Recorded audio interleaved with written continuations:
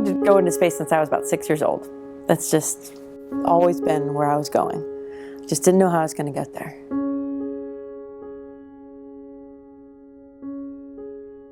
That window started to open up. You didn't have to be a NASA astronaut anymore to go into space.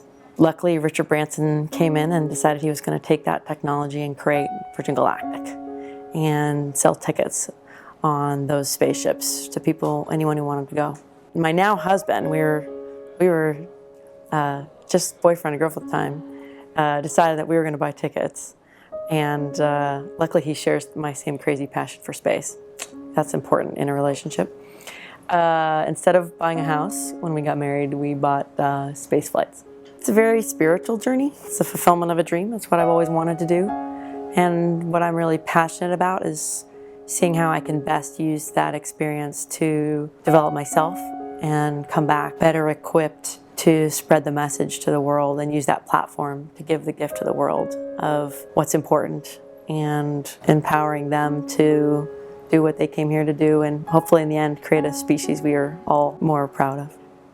And one of the values of Virgin Galactic is the democratization of space, is opening access to everybody so that it isn't just the 500 people who've gotten to go so far through government programs, but that it opens up and becomes available to more people. A lot of our customers are well-resourced, but I like to think of them as early adopters and investors who are creating a new industry that'll make it available to everybody.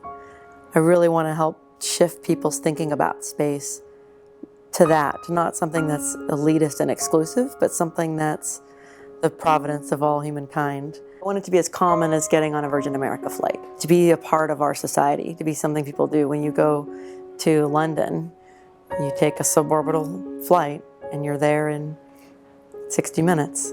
Given that for me it's not just a joyride, it's a hero's journey, the process of preparing is the most important.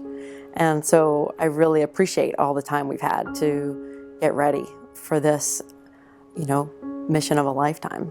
I like to imagine that I'm on a space flight and the engines have just kicked off, which is when you start floating.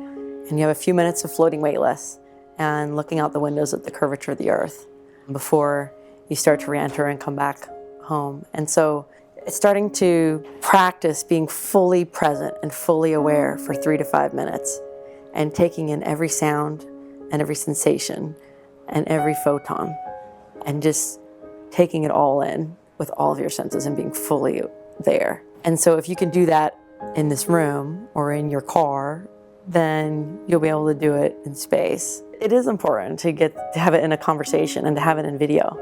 I've been writing, but it's different. And it's neat to get it before and after, because after I'll be a different person.